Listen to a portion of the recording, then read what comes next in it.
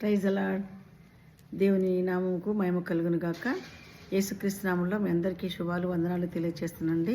మరి ఈరోజు దేవుని వాక్యాన్ని ధ్యానించడానికి దేవుడు నన్ను ప్రేరేపించి ఈ వీడియో చేయడానికి దేవుని యొక్క మరి కృప నాకు ఎంతగానో సహాయం చేసింది.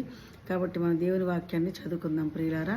పరిశుద్ధ గ్రంథములో నుండి యోనా గ్రంథాన్ని మనం ధ్యానం చేద్దాం. ఎందుకంటే మనము ఆశీర్వదించబడకపోవడానికి కారణాలు కొన్ని మన కుటుంబంలో, మన జీవితంలో మన ద్వారానే అవి ఆశీర్వాదాలు మనకు దూరంగా వెళ్ళిపోతుంటాయి. అది గమనించండి ఎప్పుడైనా. కాబట్టి మనము దీవించబడకుండా, ఆశీర్వదించబడకుండా, మన కుటుంబాల్లో క్షేమాన్ని మనం చూడకుండా పోతున్నామంటే ఆ యొక్క పొరపాటు, అవిధేయత మనలోనే ఉందని మనం గ్రహించినప్పుడు మనం తప్పకుండా దాన్ని సరిచేసుకుంటే దీవెనలు పొందుకోవడానికి దేవుడు కృప చూపిస్తారు. దేవునికి స్తోత్రం. మరి యోనా గ్రంథంలో యోనాను గురించి మనందరికీ తెలిసిన విషయమే. యోనా దేవుని యొక్క సన్నిధిలో మరి దేవుడు ఇష్టపడ్డ బిడ్డగా మనం చూస్తాము. మరి నినివే పట్టణము పాపంతో నిండిపోయిందని చెప్పి యోనాను దేవుడు నినివే పట్టణానికి సువార్తను ప్రకటించమని, మరి దేవుని యొక్క ఉగ్రత, దేవుని యొక్క కోపము ఆ యొక్క పట్టణం మీద ఉంది. అక్కడ ప్రజలందరూ కూడా నశించిపోతున్నారు కాబట్టి నువ్వు వెళ్ళి సువార్తను ప్రకటించినప్పుడు వారు మారు మనసు పొందుతారని చెప్పినప్పుడు యోనా మరి దేవుని మాటను వ్యతిరేకించి తన ఇష్ట ప్రకారముగా ప్రయాణం కొనసాగించినప్పుడు మరి ఆ ప్రయాణంలో జరుగుతున్న సందర్భాన్ని మనం జ్ఞాపకం చేసుకుంటే నిజముగా మనము చాలా మరి ఆలోచించవలసిన విషయమైనది. ఎందుకంటే ఆ ఓడలో ప్రయాణికులందరూ కూడా భయభ్రాంతులైపోతుంటారు.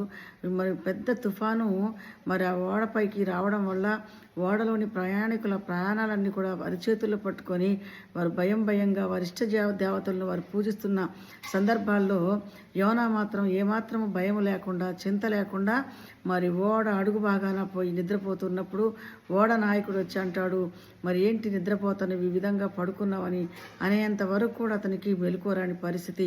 ఈరోజు మన కుటుంబాల్లో కూడా ఎన్ని నష్టాలు జరిగినా, ఎంత ఫెయిల్యూర్లు ఎదురైనా కూడా మనం ఎందుకు ఈ విధంగా జరుగుతుంది మన ఫ్యామిలీలో అని ఏ ఒక్కరము కూడా ఆలోచించకుండా మూర్ఖంగా మనం అలాగే ముందుకు వెళ్తూ నష్టాల పాలవుతూ ఉంటాం ప్రియులారా. కానీ ఓడ నాయకుడు మరి ఏం మాట్లాడుతున్నాడంటే ఇక్కడ గమనిస్తే ప్రియులారా, 7వ వచనంలో యోనా గ్రంథము మరి 1వ అధ్యాయం 7వ వచనం, అంతలో ఓడవారు ఎవరిని బట్టి ఇంత కీడు మనకు సంభవించింది తెలియటకే మనము చీట్లు వేద్దాము రండని ఒకరితో ఒకరు చెప్పుకొని చీట్లు వేయగా చీటి యోనా మీదికి వచ్చెను. దేవునికి మరి మహిమ కలుగును గాక. చూడండి ప్రియులారా, ఎవరిని బట్టి ఈ కీడు వచ్చింది? ఆ ఓడలోని ప్రయాణికులందరూ మరి ఎంతో భయపడుతూ ఎవరిని బట్టి వచ్చింది, ఎందుకు ఈ విధంగా జరుగుతుందని వాళ్ళలో వాళ్ళు ప్రశ్నలు వేసుకుంటూ వేదనతో, బాధతో, దుఃఖముతో వాళ్ళు ఉన్నారు.